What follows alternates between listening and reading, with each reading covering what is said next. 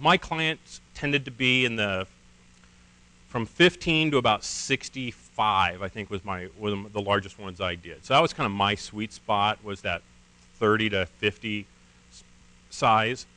The resellers that I work with the most, that's kind of their sweet spot right now in the, I don't know how people classify that, the very small to small business, you know, upwards of about 100 extensions. Once you get above that, people, it's a whole nother realm. When you're dealing with 100 or more people, you really need to have a lot more experience, because those people are going to be a lot more demanding about what they're looking for. And that's when having a professional looking quote, coming in with a team of people and all that, you just have to put more energy into those bigger jobs. But that sweet spot of about 50 or so, that's a key one for me. Those are easy sales. So does that answer your question? Okay. Okay, so in the meeting, when I'm going through the requirements, it's always the "and what about" questions. What about PoE switches? Are they going to be inclined to rip out their existing switches and put in PoE for the phones? Are we going to have two separate networks, one for data, one for the phones? Do we need to order the power bricks, the headsets? You know, do they want wired or wireless, Bluetooth? Does someone need to walk around the office while they're on a phone call? Do they need deck devices? All the different things that go into that. Again, I'm going to harp on overhead paging because, as I said, that's a big, big selling point. Everyone should be looking at that. Security cameras. I think 2011 is probably going to be the year of IP security. The prices have been dropping like crazy. People are more interested in it. The software is getting easier to use. We're starting to see things where we can dial an extension and pull up a video camera on a video phone. Some really cool things are starting to happen in the IP surveillance area. Now, we may not be security experts. We can certainly install a Cat5 cable and drop a camera on the end of it, throw on a piece of software on a machine and start doing recording. That's easy stuff. There's nothing to be afraid of, and that is a big selling point. Think about it. We're already on the network. We're already on their servers. We're already running their cabling. Why not add one extra type of endpoint to our sales and pick up that security stuff before somebody else does? So I think you're going to see a lot in 2011 from me about how to go about selling IP security, because it really is going to be a big mover as those prices of those endpoints are dropping. And go look at the devices downstairs from Grandstream. I mean, they're good cameras, and they're fairly inexpensive. D-Link has good cameras. Cisco's got cameras. Almost all the IP endpoint companies are coming out with security cameras because it makes sense. It's going to integrate into the other things that we're doing. You drop a video phone on someone's desk, and they can monitor the video cameras. They don't even need software running on their machine. So those things are getting better and better and better. So why not be ahead of that curve and start offering those services as well? I mean, we're already doing the phones. We're doing our IT stuff. Grab that security market. Training. Are you putting enough time into training? Now, generally, I'll do 2 hours of admin training so that they know at least how to ask questions. Sometimes they want to manage extensions or something like that.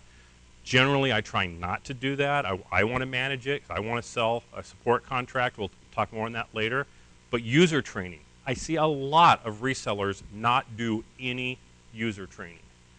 You can't just throw a new phone on someone's desk and expect that they're going to figure out how to transfer a call or do a conference call or put someone on hold or page somebody. You need to do user training. And I like doing it in groups of about 10 or 15 people so it's manageable, spend 30, 45 minutes, and then send everybody back to their desk to go set up their voicemail. Because I know systems that have been in place for 3 years and they still don't have their voicemail set up right. So go through that user training, budget that time into your quote, and make sure they understand that you're going to come back and train their users on how to use that phone system. It's a big, big key piece. Again, happy users are going to be great. They get frustrated, they're going to say, I want my old phone system back.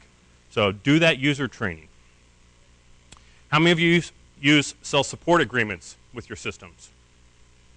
Okay, those of you who are not, shame on you. Everyone's finger of shame at those people, right? That is a big revenue piece for you. Do multi-year contracts. You need to decide what you're going to provide, and I'm not going to tell you what that should be because that's different for everybody.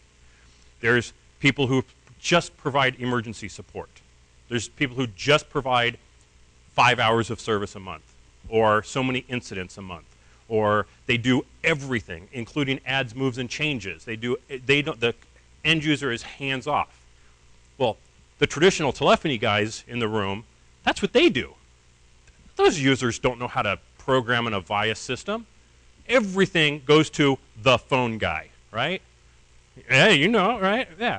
Well, with asterisk-based systems, you're the phone guy. You're the one that they should be calling to take care of this stuff for you or for them. And they're going to be okay with that because that's what they're used to. We're not changing the way people do business. We're just changing the way they communicate. So if we use those traditional methods that have been developed over decades, why not? They're going to be used to that. They know they're probably going to need a support contract. They know they're probably going to have to call the phone guy, which hopefully now is you, to do these things for them. Some people, is there a question? Yeah.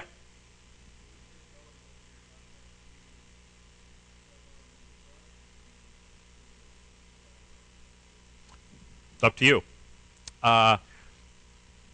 I personally prefer to do it on quarterly billing because what happens to me, or back when I was doing this a lot, I would get like the payment for a 3-year contract. Well, then my wife would spend it, so 2 years later I'm doing free work. And so that didn't really jive with me. I'm like, oh man, oh God, I hope they don't call me again. My wife spent that money 2 years ago. So I prefer quarterly billing. 6-month billing, monthly billing, whatever your system is capable of doing and that you're comfortable with. To me, I'm really comfortable with quarterly billing so that she can't overspend what I'm bringing in too much, you know. So I know that like around Christmas time, I might be able to buy her something without her spending everything. But I had customers that just like, I just wanted to do it all up front. Especially if you do leasing options, and we'll talk about that because leasing, you are going to get it all up front. So that's a little different piece, and we'll talk about that in a moment. Offering services such as extended hardware warranties, next day turnaround if a phone fails or something. Those are great services, but you better have the people in place to be able to support that and be able to go out on site and, you know, if you're going to offer 2-hour turnaround on a phone call or something, whatever you're putting in that contract, you need to be able to support and deal with. So you may have to start off smaller and then as your business grows, be able to expand what you can offer in those support contracts. Regular backups. That's a cool one to do, especially if you're zipping everything up and FTPing it to a remote site. Now you got off-site backups. That's a great service to offer customers. But the key thing is it locks that customer to you. If they've signed a multi-year contract, they're not going to call someone else to work on their system. They're already paying you. You're in a contract with them. Keep that customer around. You're going to sell more phones. You're going to sell adds, moves, and changes. You're going to sell headsets. You're going to sell, down the road, they're going to expand, and they're going to want paging devices, or they're going to move into a new office, and you're going to get that work. So locking that customer to you is a good thing. It's not evil. It's not malicious. It's just business. So look at selling support contracts. Recurring revenue is the key. How many of these companies that we're seeing that have been selling premise-based systems are now all going cloud-based? Why? Recurring revenue. It's a great model to be in. If you can get that money coming in every month, month after month, eventually the stuff is paid for and now you're in a profit mode. If you make it all up front, your wife spends it and you got nothing. So work on the recurring revenue. It's big. Leasing. I got a bunch of reasons why you want to do leasing. How many of you do leasing? Okay, more of you should. It will help you close deals. You're not a big fan of leasing?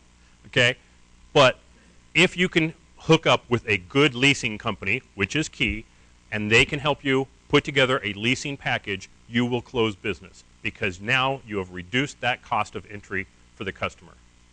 The lower that entry cost, the more likely you are to sell that deal. $20,000 up front, a couple $100 a month What are they going to go with? So, good reasons to do that. And when you sell a leasing deal, you can put in a 3-year maintenance contract. So, last slide here.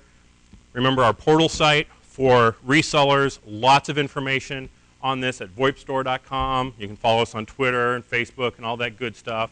I welcome you to check out the site. Email me. My email's right there. If you've got questions, if you want to talk about our reseller program, happy to talk to you about all that. All this stuff will be up on the website. Any other questions? You guys are way, way too easy on me. Sure.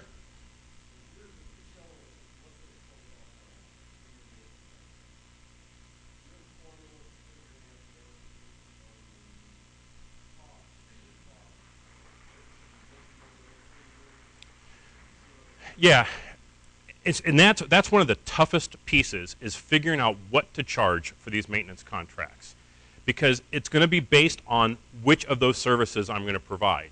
If I'm going to have hardware replacement, well, then I need to factor in the cost of a couple extra devices. If I'm going to have the backups, how much labor am I going to put into that every month? And it'll be discounted because I'm getting it all up front or in a bulk package. So it's kind of difficult. There's some people that just go, 10% of the cost of the sale. That's great, but maybe that's not a good enough value, or maybe you're giving too much.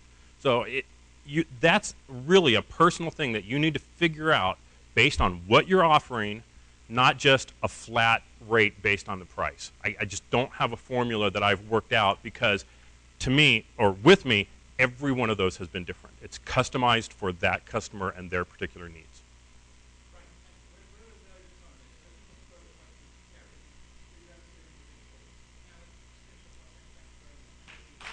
Thank you, everybody.